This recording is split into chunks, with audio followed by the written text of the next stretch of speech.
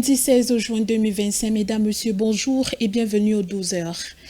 Ouvrons ce journal en société quand on va s'intéresser aux marchés publics au Cameroun qui sont souvent entachés de dysfonctionnement et de manque de transparence, et ce qui suscite des inquiétudes quant à la bonne gestion des fonds publics. Malgré un cadre réglementaire en place, la corruption, les retards et la mauvaise qualité des travaux sont autant des problèmes qui minent la confiance dans les institutions publiques et entravent le développement économique et social du pays. Plus de détails sur cette information avec Xavier Ongolo. Les marchés publics constituent un élément essentiel de l'économie camerounaise, représentant une part importante des dépenses publiques. Cependant, leur exécution est souvent entachée de dysfonctionnements et de manque de transparence, ce qui suscite des inquiétudes tant à la bonne gestion des fonds publics. Lorsqu'on parle de marché public, cela met en relation plusieurs acteurs, notamment l'État, les entreprises de construction, les fournisseurs des matériaux de construction.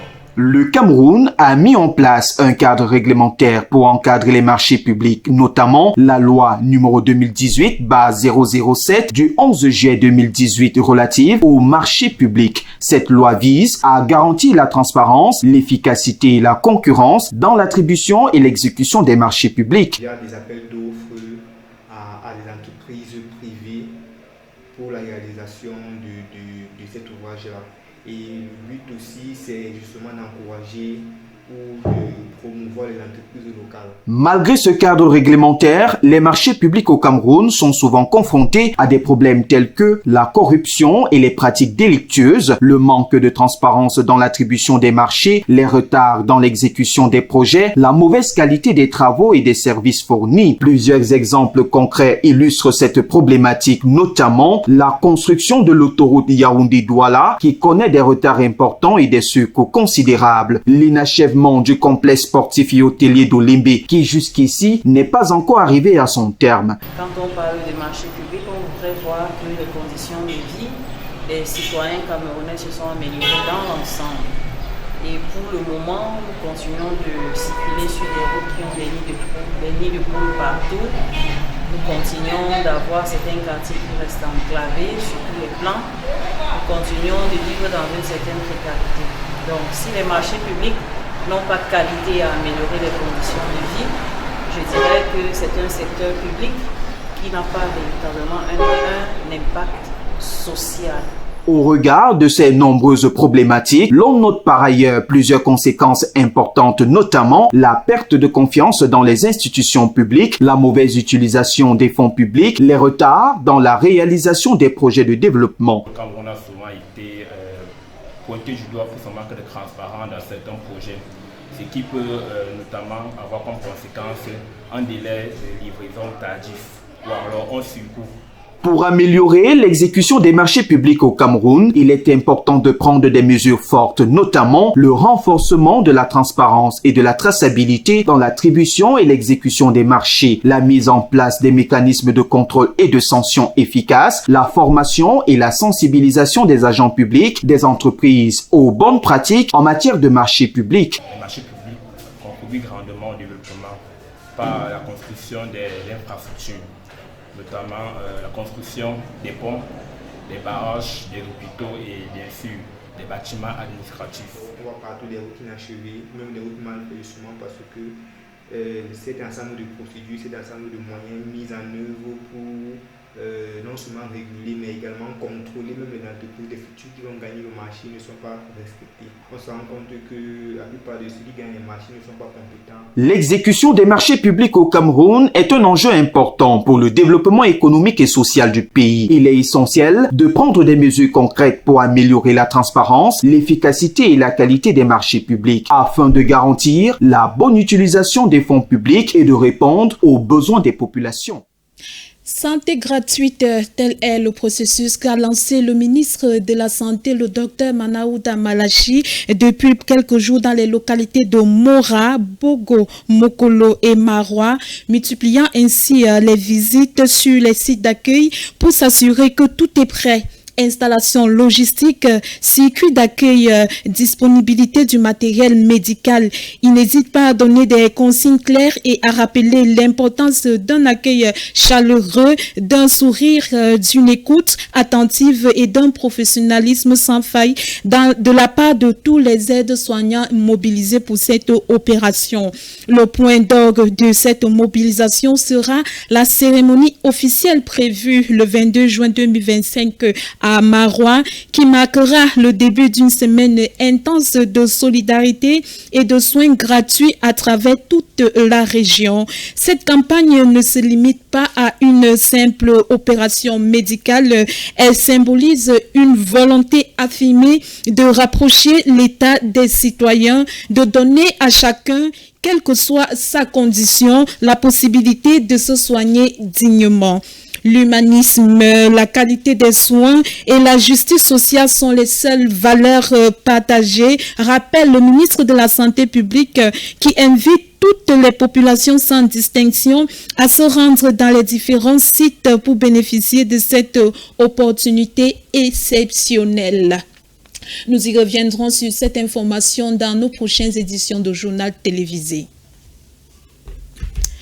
Toujours en société, nous allons nous intéresser à ce cas d'insalubrité du côté de Nkola Famba, près du marché entrée-carrière.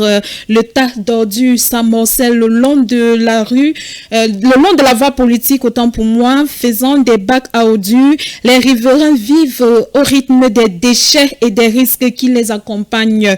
En l'absence des réponses des autorités, les populations s'organisent-elles pour assainir leur environnement. Voici le constat fait par notre reporter Pierre Ngati. Une matinée qui commence tôt et fort pour les habitants de Nkola Famba dans la périphérie de la ville de Yaoundé. Armés de pelles, balais et brouettes, ils s'activent à dégager les montagnes de déchets qui bordent leur quartier. Une opération citoyenne d'assainissement face à un environnement devenu invivable. Ici à l'entrée-carrière, on n'arrive pas à respirer avec ces ordures. Ça fait au moins 3 mois que ça reste, la personne ramasse, la mairie ne fait pas leur travail. Et puis, ça ne marche toujours pas. Vous voyez comment on essaye de pousser pour qu'il doit avoir la propriété à la main. Parce que s'il ne vient pas faire ça, c'est comme ça, comme ils enlèvent là, c'est après 3 mois qu'ils vont revenir et puis ça barre même la route. Selon les riverains, ce fléau trouve sa source dans un problème structurel, l'absence totale de bacs à ordures dans le marché voisin. Un vide que comblent à leur manière commerçants et habitants en déversant directement leurs déchets dans la rue. Sur les ordures qui nous occupent là, nous avions des difficultés de santé. Parce que tous les ordures sortent dans le quartier, dans le marché, tout se retrouve en route. Et puis, même la circulation, nous n'avions même plus. On devrait d'abord commencer par les ordures de la route. Si la route est bloquée, la marchandise ne peut pas entrer au marché. Du côté des autorités municipales, c'est le silence radio. Malgré nos sollicitations, aucun responsable n'a accepté de s'exprimer officiellement. Hors caméra, un agent de la mairie qui a requis l'anonymat évoque pourtant l'existence d'un contrat passé avec la société Isacam pour l'évacuation quotidienne des déchets. Mais selon cet agent, la société de ramassage serait régulièrement confrontée à des pans d'engins, ce qui explique la non-exécution du service. En attendant que les choses changent, les populations de Nkola Famba prennent leur destin en main. Nettoyer pour survivre, dans l'espoir qu'un jour, la mairie sortira de son mutisme. La page découverte de ce 12, mesdames, messieurs, va dans les profondeurs de la forêt équatoriale dans le sud du Cameroun pour faire un arrêt sur les chutes de la Lobé, véritable édifice de charme. Nous allons en avoir plein la vue à travers ce reportage. Les chutes de la Lobé. Situées dans le sud Cameroun, les chutes de la Lobé se trouvent à 7 km au sud de Kridi, dans le département de l'Océan, constituent l'attraction majeure de cette ville du Cameroun. Elles ont une particularité rare au monde, en ce que le fleuve se jette directement dans l'océan Atlantique. Leur beauté naturelle provient de la fusion des dizaines de cascades, dont la plus haute mesure 15 mètres. Pour les amateurs de photographie ainsi que les amoureux de la nature, Ces cascades et le reste de la nature offrent un studio magnifique avec des paysages qui contiennent toutes les couleurs pour en mettre plein la vue. Les chutes de la Lobé sont environnées de plusieurs villages qui renferment plusieurs peuples, à savoir les Batanga, les Madé et les Pygmées, des peuples très sympathiques, accueillants et hospitaliers. Le peuple caribéen, on retrouve les Batanga, on retrouve les Mabéa, la culture caribéenne en fait. On y trouve les sirènes, la vraie nature, même la vraie nature de l'eau se trouve au chutes de la Lobé.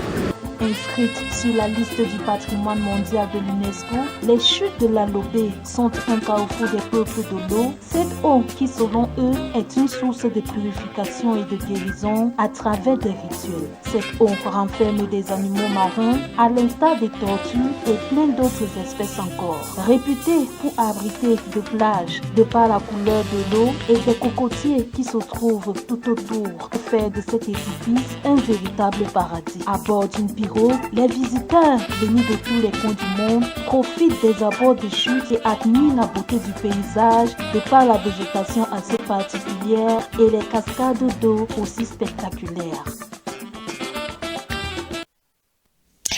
Hors de nos frontières à présent, le 13 juin 2025, Israël frappe pour la première fois les sites nucléaires iraniens. Depuis, les représailles fusent, la tension s'intensifie et le monde retient son souffle face à un affrontement direct aux allures de guerre ouverte. Nous y reviendrons sur cette information dans nos prochaines éditions de journal.